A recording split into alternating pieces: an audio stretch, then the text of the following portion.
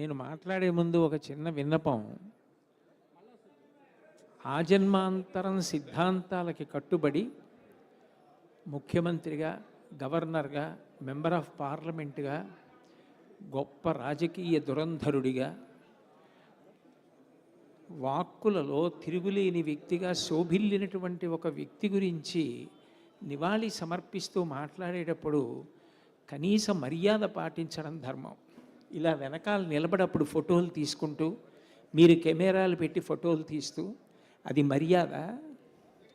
మీరందరూ కిందకి వెళ్ళండి, కూర్చోండి. ఫోటోలు తీసుకునేటప్పుడు తీసుకోవాలి. ఎందుకు మీ అందరు ఎందుకు వెనకాతలు? నాకేం భయం లేదు మాట్లాడడానికి. నాకేమైనా భయం ఉంటే మీరు వెనకాల నించోవాలి. వెళ్ళి కూర్చోండి. మాట్లాడేటప్పుడు దానికి ఒక మర్యాద ఉండాలి, దానికి ఒక గౌరవం ఉండాలి. అంతేగాని ఇలా వెనకాల నిలబడి ఫోటోలు తీసుకుంటుంటే మాట్లాడటం ఏం మర్యాద అది?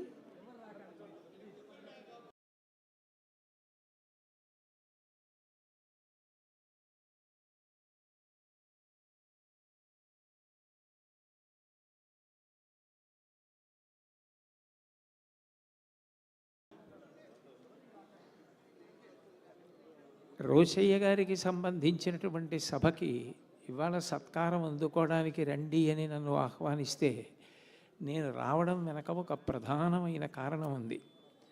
నేను ఈ ధర్మ ప్రచారం నిమిత్తం అనేకమైనటువంటి ఊళ్ళు వెడుతూ ఉంటాను. ఒకప్పుడు చెన్నైలో ధర్మ ప్రచారం కోసం కొన్ని సభల్లో మాట్లాడడం కోసం వెళ్ళడం జరిగింది. అప్పుడు తమిళనాడు గవర్నర్గా ఉన్నారు రోషయ్య గారు. నాకు వారితో ప్రత్యక్షమైనటువంటి అనుబంధం లేదు, వారంటే నాకు గౌరవం ఉందంతే. కానీ వారు నాకు కబురు చేశారు, మీరు ఈ ఊరు వచ్చి ప్రవచనాలు చేస్తున్నారట, మీరు ఒక్కసారి రాజ్భవన్కి వచ్చి మా యొక్క ఆతిథ్యాన్ని తీసుకుని వెళ్ళవలసింది అని. రాష్ట్రానికి గవర్నరు అంటే ఆ రాష్ట్రానికి అధినే